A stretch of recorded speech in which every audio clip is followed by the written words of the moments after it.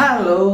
ശിവകാർത്തികേയന്റെ പ്രൊഡക്ഷനിൽ T രാജവേൽ സംവിധാനം ചെയ്ത് ദർശൻ, ആർഷ ചാന്ദിനി ബൈജു, കാളി വെങ്കിട്ട്, വിനോദിനി വൈദ്യനാഥൻ എന്നിവർ പ്രധാന കഥാപാത്രമായിട്ട് അഭിനയിച്ച ഒരു ഹൊറർ കോമഡി ത്രില്ലർ ചിത്രത്തെ കുറിച്ചാണ് ഇന്ന് ഞാൻ പറയാൻ പോകുന്നത്. ചിത്രത്തിന്റെ പേര് ഹൗസ് മേറ്റ്.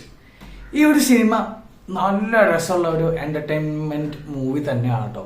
നമ്മുടെ ശിവകാർത്തികേയന്റെ പ്രൊഡക്ഷനാണ്. അപ്പോൾ അതിന്റെ ഒരു ക്വാളിറ്റി ഈ സിനിമക്ക് ഉണ്ട്.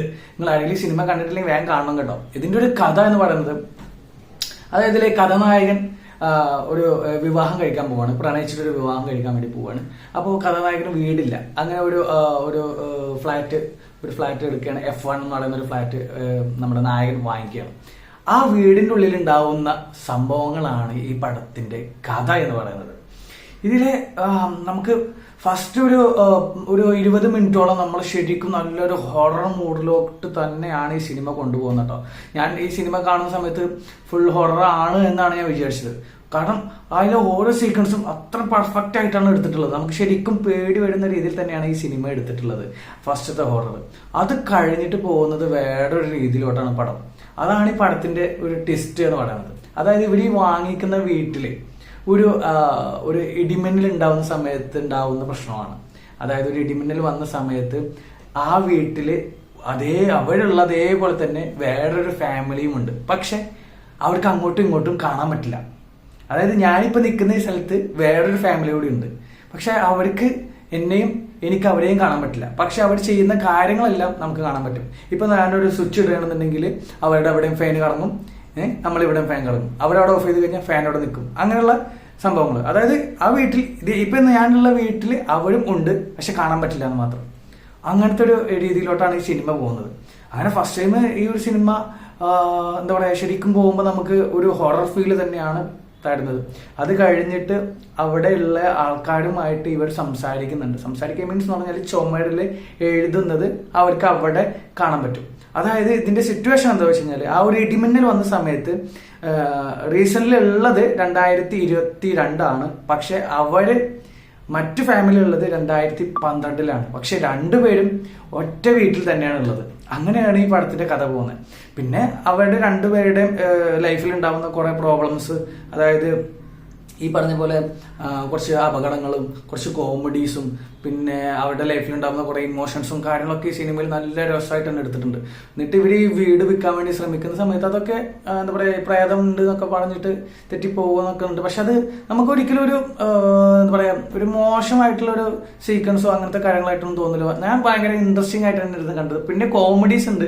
കോമഡി നല്ല രസമാണ്. കാരണം ഒരു ഹൊറർ മൂവിയിൽ കുറച്ച് കോമഡി വന്നു കഴിഞ്ഞാൽ ചില സമയത്തൊക്കെ അതിന് വേണ്ടി ഉണ്ടാക്കുന്ന കോമഡീസ് ആയിട്ടൊക്കെ തോന്നും. പക്ഷെ ഇത് കറക്റ്റാണ്. അതിലുള്ള എല്ലാ സീക്വൻസും നല്ല രസമായിട്ട് തന്നെയാണ് എടുത്തിട്ടുള്ളത്. എനിക്ക് ഭയങ്കരമായിട്ട് എൻജോയ് ചെയ്ത്.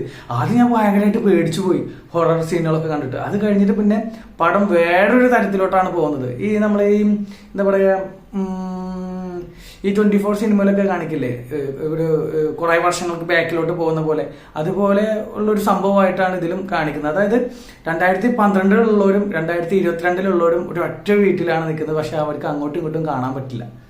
ആ സിറ്റുവേഷൻ തന്നെ ഒന്ന് ആലോചിച്ച് നോക്കി എങ്ങനെയായിരിക്കും എന്നുള്ളത്. നമ്മൾ നിൽക്കുന്ന ഈ വീട്ടിൽ വേറൊരു ഫാമിലി കൂടി ഉണ്ട്. പക്ഷെ അവിടെ ജീവിക്കുന്നത് 2012 നമ്മൾ റീസെന്റ് ജീവിച്ചുകൊണ്ടിരിക്കുന്നത്.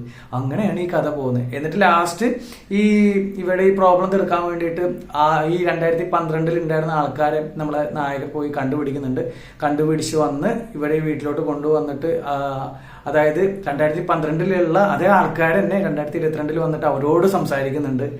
ഞങ്ങളാണ് അതായത് അവിടെ 2012 ഞാനാണ്, ഇവിടെ 2022 ഞാനാണ് എന്ന് പറയുമ്പോൾ അതിനുവേണ്ടി വിശ്വസിക്കാൻ വേണ്ടി പല കാര്യങ്ങൾ പറയുന്നുണ്ട്. അവർക്കൊരു കൊച്ചുണ്ട്.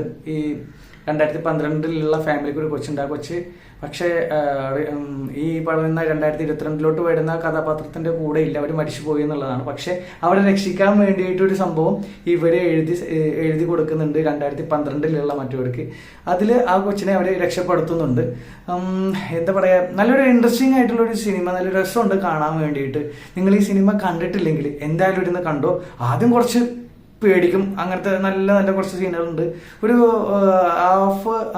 അരമണിക്കൂറിന്റെ അടുത്ത് ഒരു ചെറിയ ഒരു ഹൊറർ സാധനങ്ങളൊക്കെ കൊണ്ടുവന്നിട്ട് പടം വേറെ തലത്തിലോട്ടാണ് പോകുന്നത്. പക്ഷെ നമുക്ക് ആ ഒരു വേറെ തലത്തിലോട്ട് പോകുമ്പോൾ ഇതെന്തിപ്പോ ഇത്ര നേരം ഹൊറർ കൊണ്ടുവന്നിട്ട് വേറൊരു വഴിക്ക് പോയല്ലോ എന്നുള്ളൊരു ചിന്ത ഒന്നും ഈ സിനിമ കാണുമ്പോൾ വരത്തില്ല. എനിക്ക് തോന്നിയില്ല കേട്ടോ. എനിക്ക് ഭയങ്കരമായിട്ട് ഇഷ്ടപ്പെട്ടു. കാരണം ഹൊറർ സീക്വൻസ് കഴിഞ്ഞിട്ട് പിന്നെ കുറച്ച് കോമഡി സീനുകളൊക്കെ വരുമ്പോൾ ഞാൻ അത്യാവശ്യം എന്താ പറയുക എൻജോയ് ചെയ്ത് കണ്ട ഒരു സിനിമയാണ് കേട്ടോ ഹൗസ് മേറ്റ് എന്ന് പറയുന്നത്. പിന്നെ ഞാൻ പറഞ്ഞല്ലോ കാർത്തികേയന്റെ പ്രൊഡക്ഷൻ ആണ്. അപ്പൊ അതിന്റെ ഒരു ക്വാളിറ്റി ഈ സിനിമയ്ക്ക് ഉണ്ട്. നിങ്ങൾ ആരും ഈ സിനിമ കണ്ടിട്ടില്ലെങ്കിൽ തീർച്ചയായിട്ടും നിങ്ങൾ ഈ സിനിമ കണ്ടോളൂ. നല്ല സിനിമയാണ്. ഒരു മോശം പറയാൻ പറ്റുന്ന ഒരു സീക്വൻസോ കാര്യങ്ങളൊന്നും ഇല്ല.